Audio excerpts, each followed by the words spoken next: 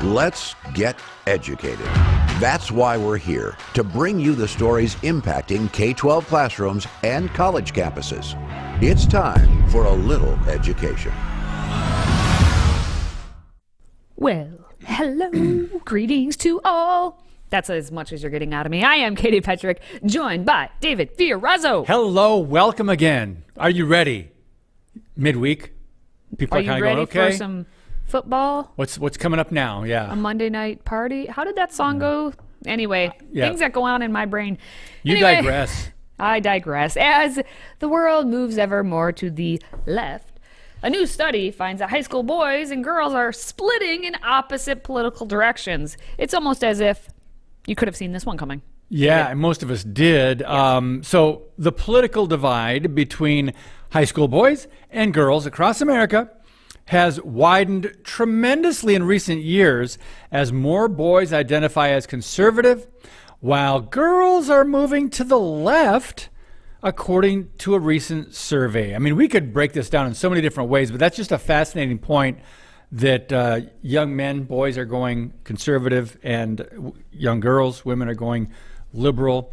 A lot of reasons for that, but annual polling over the past 3 years was conducted by Monitoring the Future, and the University of Michigan showed more that 12th grade boys are identifying as conservative than liberal, while 12th grade girls, liberal political affiliation continues to rise. Now look at those. Look at the very end of that. I want to show you the blue.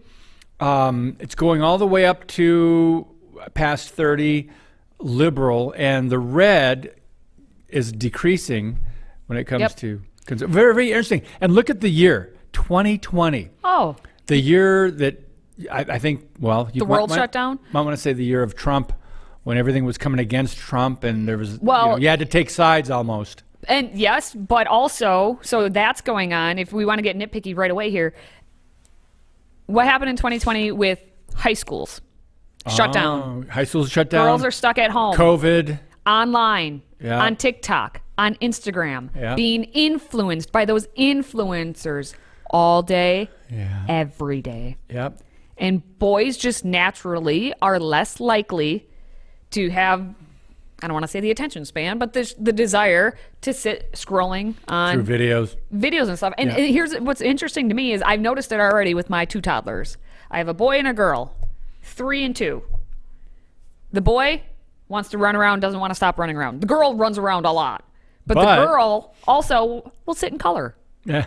The boy will not sit and have patience. He needs to move. He needs to move. Get outside. So guys are more likely to not just be so always on their phone and being influenced by the media, the TikTok influencers, whatever it is, saying, hey, girls, you don't need no man. Come on over here, have an abortion. Like all these things. These are all different factors that have influenced the way then politically they are drawn, like women are drawn versus the way young men are drawn.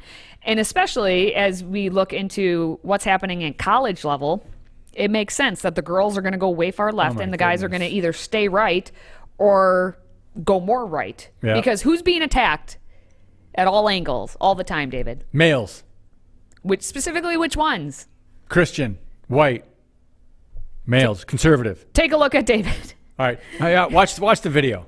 I actually interviewed some young guys for this story, like several of them, and what I heard was a bunch of stuff.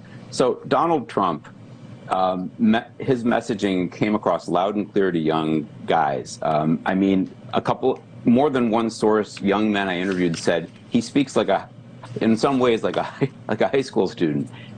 He came across loud and clear. One of my sources, a student at GW University, told me, the guy who's playing it on his computer in his room and screaming at the screen, Trump was his president.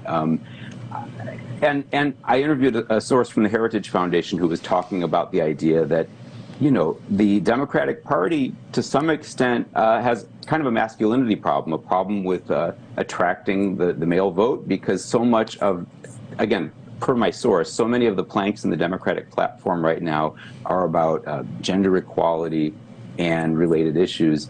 And guys aren't all that enamored of the word liberal. If you think about it, young guys, to them, that kind of signifies weakness. This is a message that goes back to like the 80s. Remember with the first Bush president and this idea that liberalism was soft and weak? Guys don't like that word. That may be part of what you're seeing in those data right there, is guys just are turned off by the word liberal. Okay, if you would have seen Katie Petrick drinking a glass of water during that, when he said Democrats have a masculinity problem, she almost did a spit take when she was drinking. It was hilarious. Well, but yeah, talk about an understatement. Yeah, Democrats have a masculinity yeah. problem. That's one of the issues here. That's fascinating. Messaging. It's all the messaging. Well, yeah, Democrats, I mean, what has been their platform for decades? Everything is Roe v. Wade and abortion and women's right to choose and women and now we don't even know what a woman is. So what's going to be fascinating to me is if there is going to be a little bit of rubber band effect, a little whiplash here coming back for women with the transgender movement blowing everything up in terms of women's sports. Like, again, we're the feminists. They should be defending actual women, and are women going to wake up and say, these Democrats aren't doing anything for me other than encouraging me to kill a baby, and then to also let a man win a sport that I'm competing in and I've worked so hard for. Maybe I should try a different avenue. But the simple fact that we have the young men, the seniors in high school, they're getting more conservative, which to me means quite potentially even fewer of them are going to go into college because they realize what a waste it is. And with more females becoming even more liberal, even more women are going to go into college. Yep. So that's going to be even like the divide between colleges in terms of male-female ratio. And yes, just male and female, none of the other genders that they claim, is already a 60-40 split with more women in college than men. Do you hear that, everyone, America? Mm-hmm. Did you know that there are more women, and have been for a while now, more women in college than men? So when you come out here, Democrats, if you want to talk the politics again and say, oh, well, men are always, women are so deprived and we can't get an education and all this blah, blah, blah, gobbledygook. Nope, that's a lie. Yep. Easy lie. Well, I like what the psychotherapist said, Thomas Kirsten, when he said he was talking on Fox and Friends there. One of the things he said, we're creating this idea that if you're a male, then there's something wrong with that and you're bad. No. So, I mean, kids are getting this from the early ages in schools, right? Mm-hmm. And this is the whole, Democrats have a masculinity problem. Yeah. You say it and I just start laughing. Because what's interesting, like there are so many males that I think of who are the lead politicians for the party, and it's like, yes. Did you just put males in air quotes? I did. Because for them. All right. Well, we got to move on. Still to come, while many universities are laying off faculty left and right, one college in Vermont is offering students thousands of dollars not to attend this fall. We'll tell you why after this.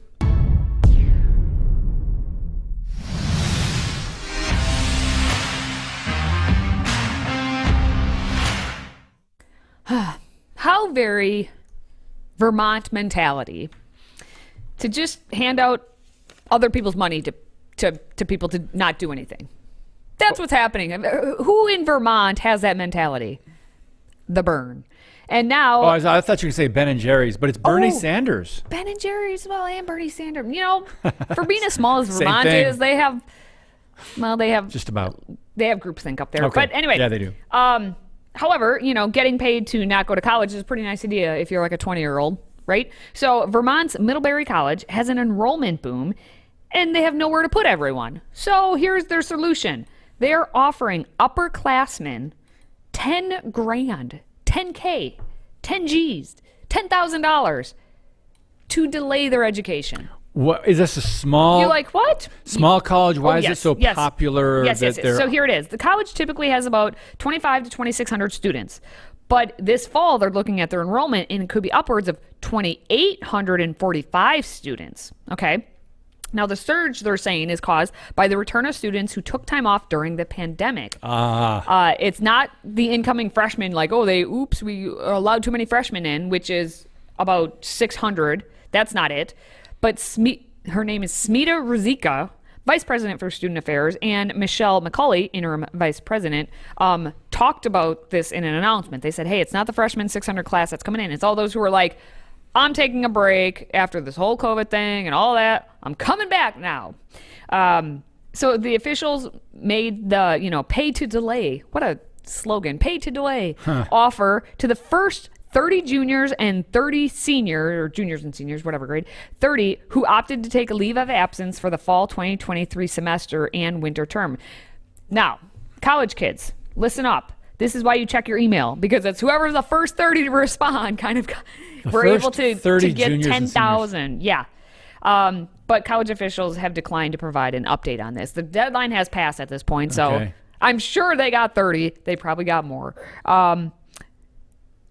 But I guess college officials have previously dealt with these surges. They'd had study abroad programs and stuff, but it's quite fascinating. Take a look at what they're doing up there. In what might be an unprecedented situation, Middlebury College is offering 30 of its juniors and seniors a $10,000 stipend to take leaves of absence this fall. The money will be offered on a first-come, first-served basis, and students have until this Thursday to apply. All juniors and seniors at the college were recently sent this email that explains the situation and has a Google form attached to it where they can apply for the stipends. The 30 students who get approved will be sent the money in late December or mid-January, and will also be given first choice on housing for the spring semester. Now, college officials say this does not have to do with the size of the incoming freshman class. That's actually expected to be a little bit smaller than normal, at under 600 students. But all the students who took time off during COVID, most of whom were juniors and seniors, have slowly started coming back, and it's causing a pinch in on-campus housing for upperclassmen. That's a problem at Middlebury College in particular, because they have a lot less students living off campus than your average university. In total, Middlebury College now expects to have over 2,800 students enrolled this fall, when they typically have between 2,500 and 2,600. All right. Wow. Well, that explained it all. That gave us everything we need to know. So just know, if you want to go there, Don't. That might pay you $10K, but it costs just almost $60,000 for tuition. Just tuition, $60K. So get that $10K back. Yeah, Makes dollars and cents Vermont to me. is a very pretty state, but Go get some maple syrup and leave. Is that what I mean? People say to Wisconsin, "Oh, come get the cheese curds and leave." Okay, fine. just drive works. through. Drive through in the fall. Drive through Vermont and go up to Rhode Island, Vermont, Massachusetts, Delaware, Loop and then around. come back to the Midwest. Try to go to Maine and get some lobster. Sure. Do you notice how I like you'd like going to to. states and seeing what foods they have? If Yeah, you you're have all a about food today. I I'm think, a foodie. I'm a foodie coffee lady. So if you have good places to visit, let me know. I like to travel, Yeah. Anyway, coming up. We've all seen the man on the street interviews, right? Yes. You've seen them. They embarrass college students. Well, a new video series is being released that discusses theological questions with young college students on campus. Let's see what happens in that. Today's show is sponsored by our friends at MyPillow. Save up to 66% on pristine quality bedding, towels, slippers, signature pillows, and much more when you use the code EDUCATED. That's EDUCATED. Educated. Support this show and a great American company.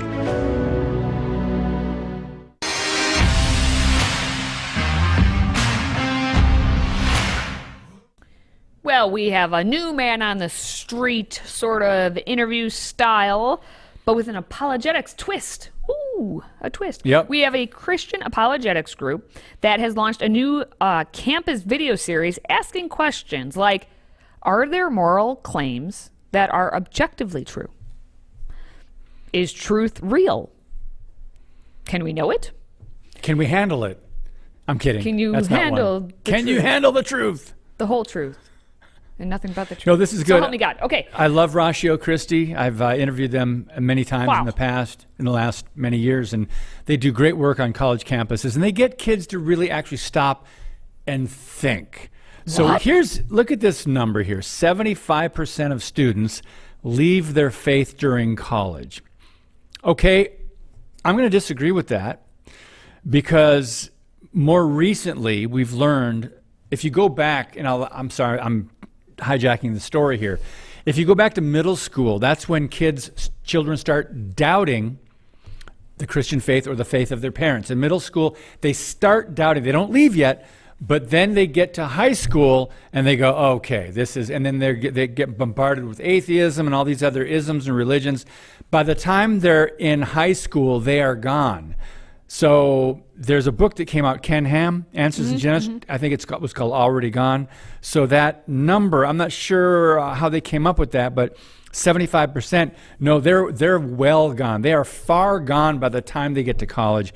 There's just maybe a little bit more that they get in college that says, okay, I'm definitely, they make up their mind. And see, that's the thing is, maybe it used to be college, then high school, then middle school. Do you see the trend? They of start what's doubting earlier and earlier. What's trying to be happening. But anyway, back to this, which Yes. is hopefully to lower that number. Hopefully.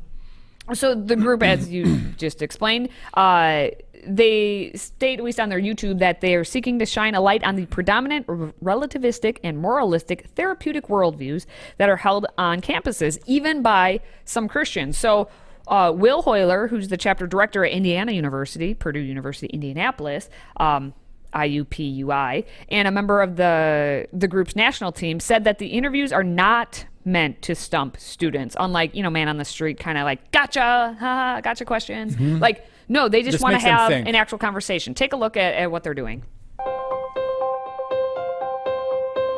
Is Christianity good or bad for the world? Should people become Christians? There's nothing in atheism that says that's absolutely wrong, is there? Is there anything you would be willing to do or not willing to do if the price was right? In the jungle, there's nothing wrong with having a slave, is there? Do you think Christianity's true?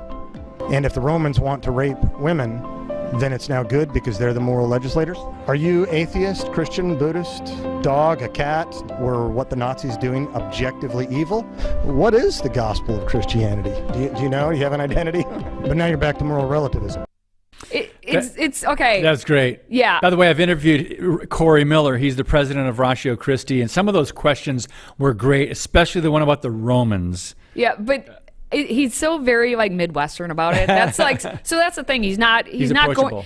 going up there going, do you believe Christianity? Right. is He's real? not Do you, threatening. Yeah. And he seems like a normal, nice, approachable guy. Like, have a conversation with him. And that's exactly, I've talked about this like with the millennial generation and now going into the Gen Z generation. We just need to be talked to and explained to because we've been indoctrinated all this time. Like, help us to think. And that's what it seems that this group is doing to help get people out of that bubble of like repeating lines that have just been, sewn into them, and to kind of dissect it and be like, oh, let me think for myself about what I believe now. Yeah.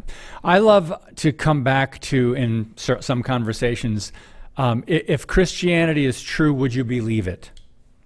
Because if they say yes, then okay, you're open to hearing the evidence. You're open to biblical history and talking about why there's truth that backs up Christianity. But if they say no, then where do you go with that? In other words, if this is true, would you believe it? If someone says no, then they don't want the truth. They don't want to believe. They just want to live their own life, no matter what is true and what is not. So they are kind of creating a God in their own image then. They are their own gods, right? And I'm guessing you and Corey had this conversation. He says that if our conversations can generate more light than heat, even with tough questions, then there are all kinds of possibilities to carry the conversation deeper into matters of persuasion about matters of truth, beauty, and goodness. Well, yeah, if people can actually be drawn into a respectful dialogue or exchange, and you can talk about these things. And I love talking to people about it. It's the people that get really defensive and their hands go up and they just shut you off. They walk away. They don't even want to talk about it. Come on, I just want to hear how you formed your worldview. One of the questions I like to ask people is, how did you come to that conclusion? And the thing is, most of us probably haven't stopped to think about it. Exactly. Like, oh. Especially young people today. That's what I'm saying.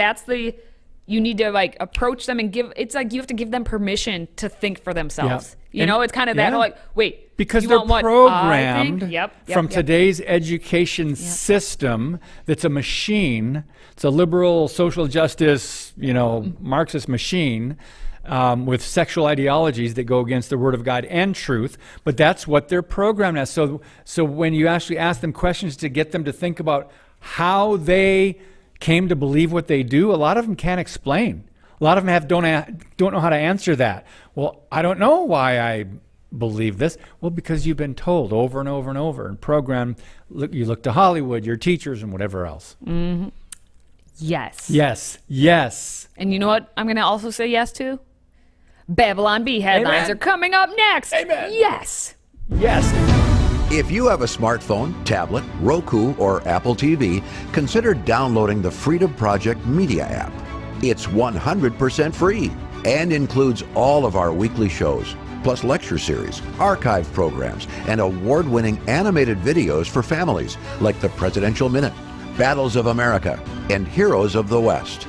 Don't rely on the social media giants to keep you informed. Simply download the Freedom Project Media app from your app store and allow notifications. And we'll let you know when a new video is ready.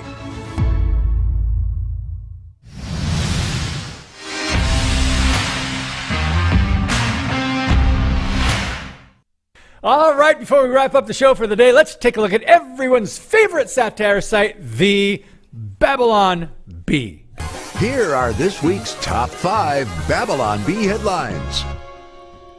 As always, we've picked our favorite headlines and will now decide which one should be named Queen of the Hive. And Katie Petrick has not seen any of these. We start with Karine Jean-Pierre. The entire Biden presidency is a private family matter, and I won't comment on private family matters. Next, Biden releases steamy, shirtless beach photos to distract from corruption scandal.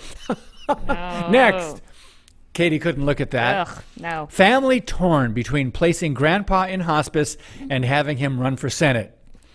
Next, senators excited Thursday's lunch will now include pudding with their strained peas.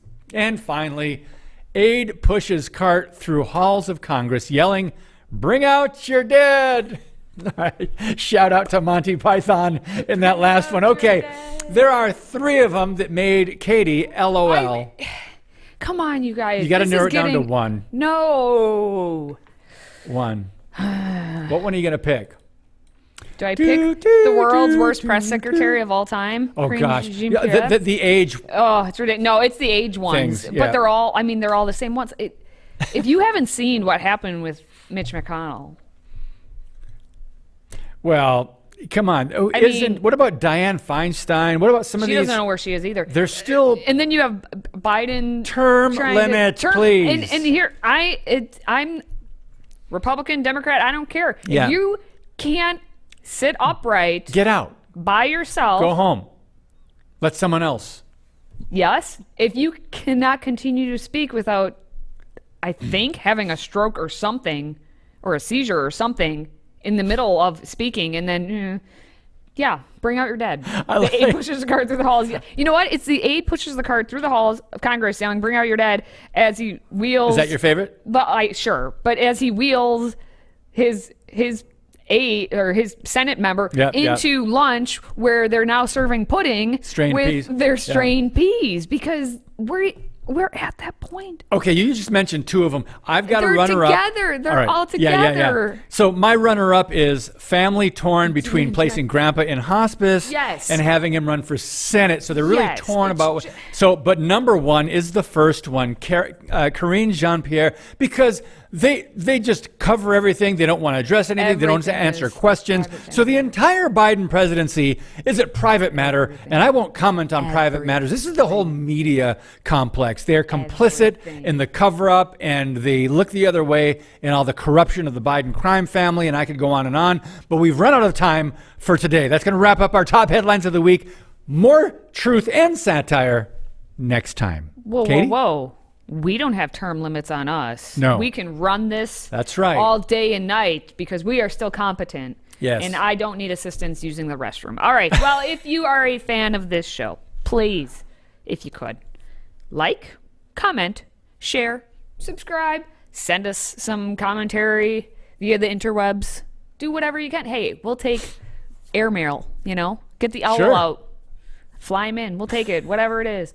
Now, for David and myself, thank you for watching. Thank you for listening. And thank you for supporting this show. Until next time, stay educated.